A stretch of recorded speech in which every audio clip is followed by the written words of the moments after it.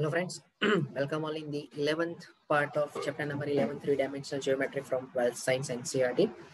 Last સેશનની અંદર આપણે સમતલને રિલેટેડ સ્વાધ્યાયની શરૂઆત કરી અને એના કેટલાક ક્વેશ્ચન્સની વાત કરી. આજે આપણે સ્વાધ્યાયને જ આગળ કન્ટિન્યુ કરીએ. બટ એઝ યુઝ્યુઅલ જે દર વખતે હું કહું છું, સ્વાધ્યાય તો જ આવડશે જો થિયોરિટિકલ કન્સેપ્ટ તમારા ક્લિયર હશે. સો થિયોરિટિકલ પોઈન્ટ્સ જેટલા તમારા માઇન્ડમાં ક્લિયર હશે, જેટલી વખત એનું રિવિઝન થયું હશે, એટલો જ તમને ક્વેશ્ચન્સમાં બેનિફિટ મળશે. ઓકે, સો સ્ટાર્ટ કરીએ આજનું સેશન. ઓકે, સો લાસ્ટ સેશનમાં નંબર 4 સુધી કરેલું. 5 નંબરથી સ્ટાર્ટ કરીએ. નંબર 5 માં સૌથી પહેલું છે કે સમતલના સદિશ અને કાર્ટેશિયન સમીકરણ મેળવો. તો એમાં જે છે એમાં તમને આપ્યું છે કે a બાર બરાબર 1 0 - 2 માંથી પસાર થાય છે અને અભિલંબ છે 1 1 - 1, રાઈટ? તો આપણને શોધવું છે એનું સદિશ સમીકરણ. તો સદિશ સમીકરણ શું થઈ જશે? r બાર ડોટ n બાર બરાબર a bar dot n bar, right? So r bar dot 1 1 - 1 બરાબર 1 1 - 1 dot 1 0 - 2. So r bar dot 1 1 - 1 is equals to 1 plus 0 plus 2 એટલે 3. તો આ બેઝિકલી સદિશ સમીકરણ થઈ ગયું.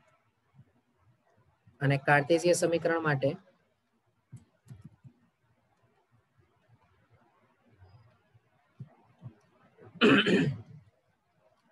r બાર ને બદલે xyz dot 1 1 - 1 is equals to 3. So x plus y minus z is equals to 3 થઈ જશે. Right everyone? સો આ કાર્ટેશિયન સમીકરણ થઈ ગયું. એવું જ નંબર 2 માં 1 4 6 છે. એટલે a બાર બરાબર 1 4 6 છે અને અભિલંબ તમને આપ્યો છે 1 - 2 1. તો ક્લિયર છે કે સદિશ સમીકરણ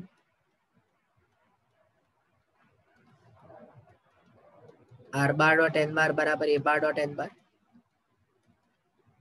એટલે r બાર ડોટ 1 4 6 અને 1 4 6 ડોટ 1 - 2 1. તો 1 4 6 is equals to 1 minus 8 plus 6. તો r bar dot 1 4 6 is equals to -1. આ સદિશ સમીકરણ થઈ ગયું. તથા કાર્ટેશિયન સમીકરણ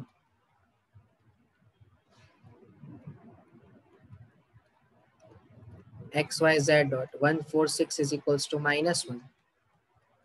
Hence x plus 4y plus 6z is equals to -1.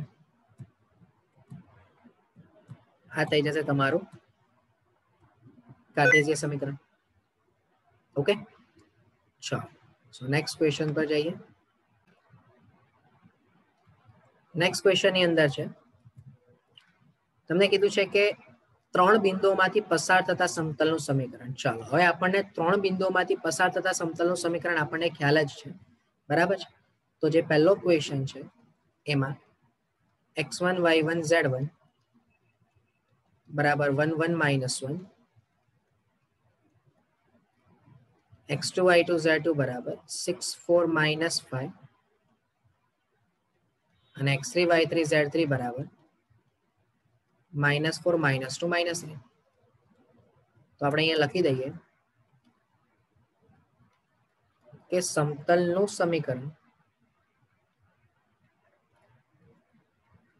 x minus x1 y minus y1 z minus z1 x2 minus x1 y2 minus y1 z2 minus z1 અને x3 minus x1 y3 minus y1 ને z3 minus z1 બરાબર 0 પ્રમાણે બોલો શું થશે 0 પ્રમાણે? તો ભાઈ x minus 1 y minus 1 z plus 1 પછી 6 minus 1 4 minus 1 minus 5 plus 1 -4 -1 -2 -1 ને 3 + 1 બરાબર 0. તો x minus 1 5 minus 5 y minus 1 3 minus 3 અને z plus 1 minus 4 4 બરાબર 0 બરાબર છે. તો અહીંયા તો ટૂંકમાં શું આવી ગયું ભાઈ ખબર પડે કે અહીંયા y2 minus y1 તમે કરો છો 6 minus 1 અને z2 minus z1 કરો છો તો અહીંયા જે આ બે પોઈન્ટ છે બરાબર ઓકે નથી સમરેખ વાંધો નહીં 5 3 minus 4 રાઈટ સમરેખ થઈ જશે એટલે અહીંયા ગાડી આ બે પોઈન્ટ તો સમરેખ થશે ને તમારા બરાબર અને સમરેખ થશે સમજો એટલે અહીંયા તમને એવું ખ્યાલ આવ્યો કે જ્યારે તમે બી બાર માઇનસ એ બાર આપણે જે પહેલી થિયરી ભણેલા યાદ હોય તો હા કે અહીંયા બી બાર માઇનસ એ બાર તો અહીંયા આપણે લખી દઈએ જુઓ કે અહીં B bar minus A bar cross C bar minus A બાર બરાબર 0 બાર હોવાથી બિંદુઓ સમરેખ હોય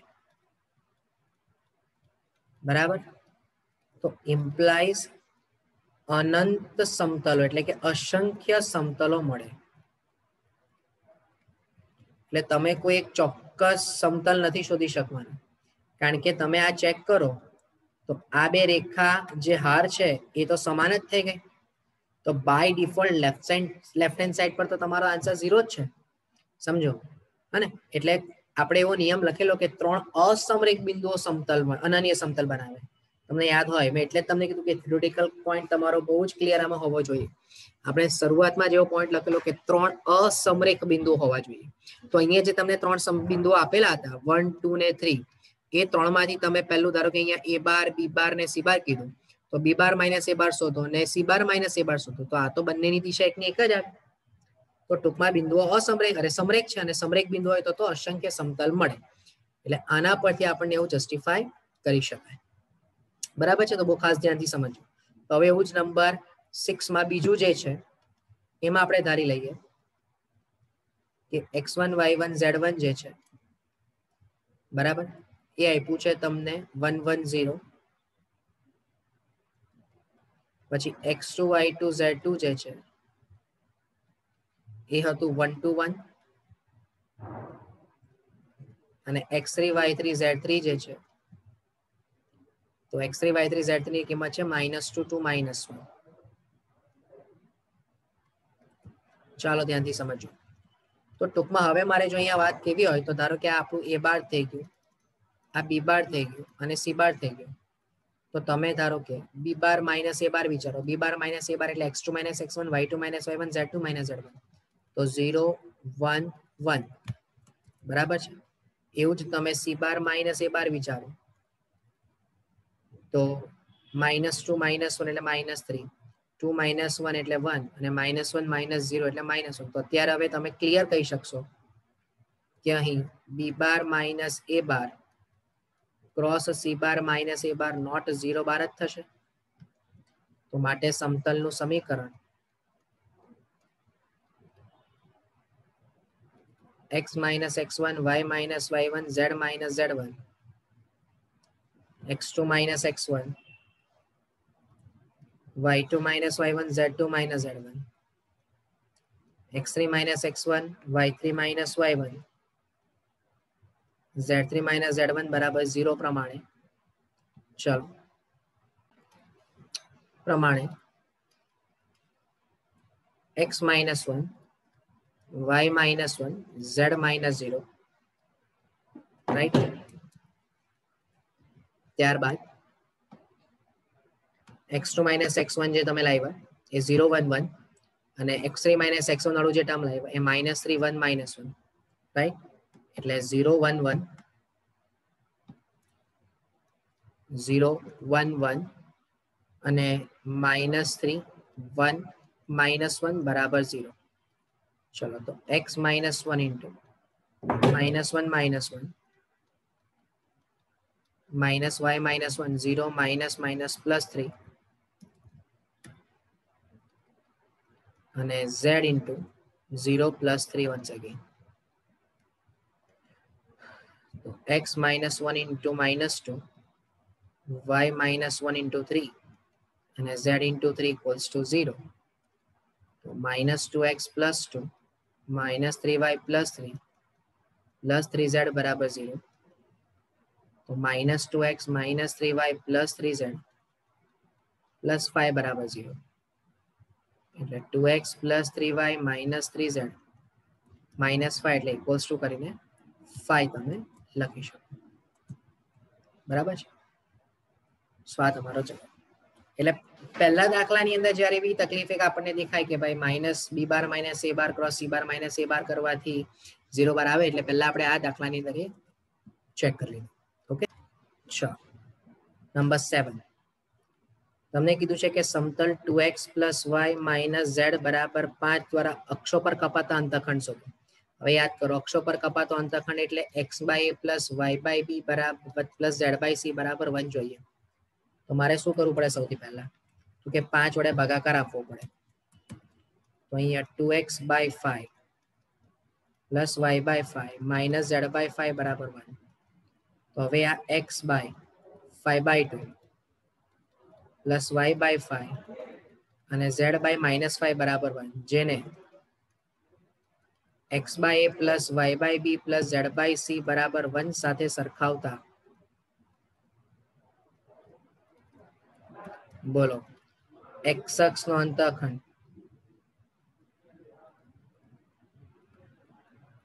a બરાબર 5 by 2, y અક્ષ પર અંતખંડ b બરાબર 5 અને z અક્ષ પર અંતખંડ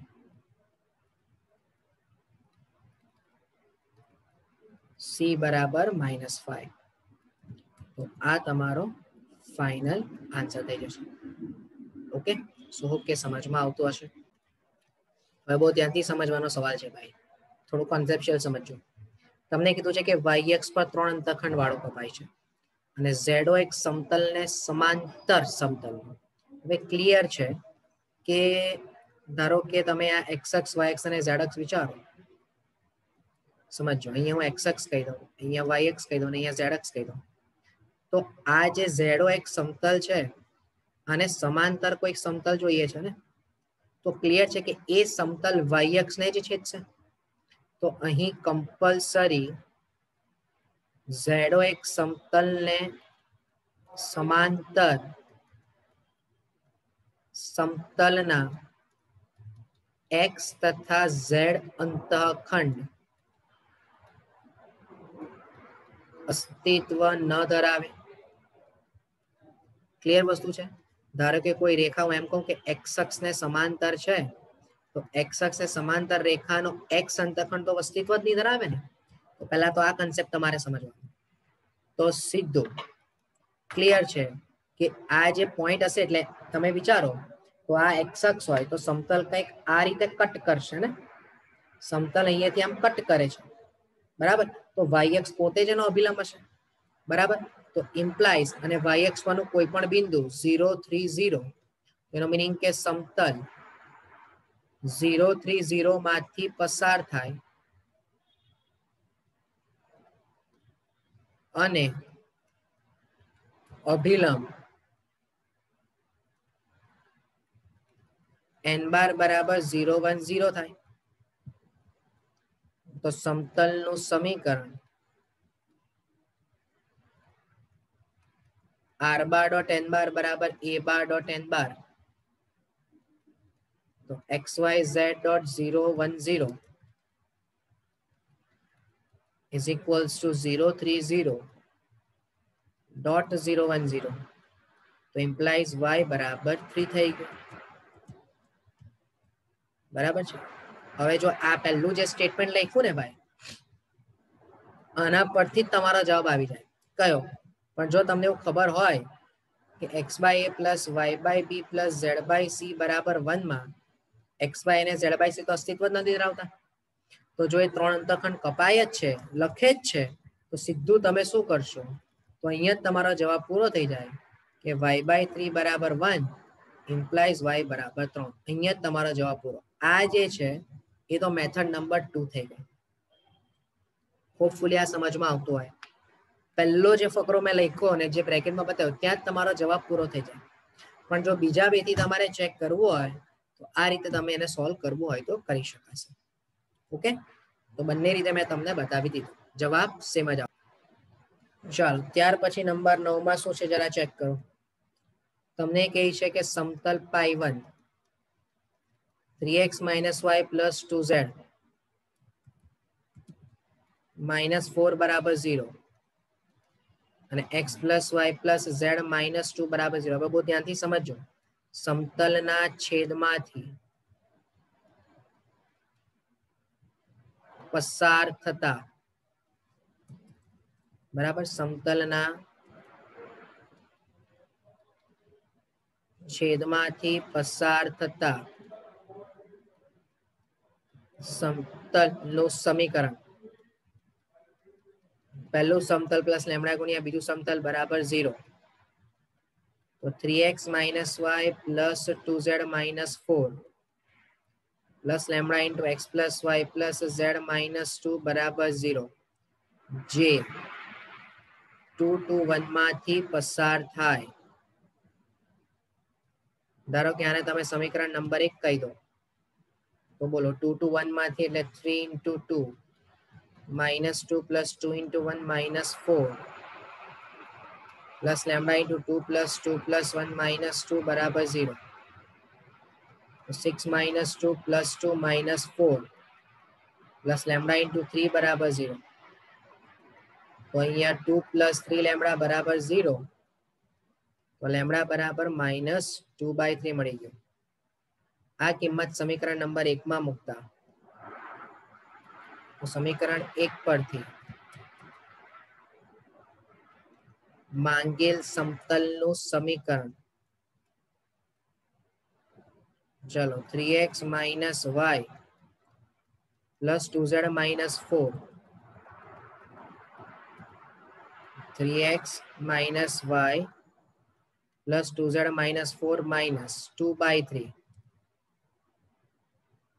x + y + z - 2 બરાબર 0. સાદુરૂપ આપી દો તો 9x - 3y + 6z - 12 -2x - 2y - 2z + 4 બરાબર 0. તો 7x - 5y + 4z - 8 બરાબર 0. આ તમારો સવાલનો જવાબ.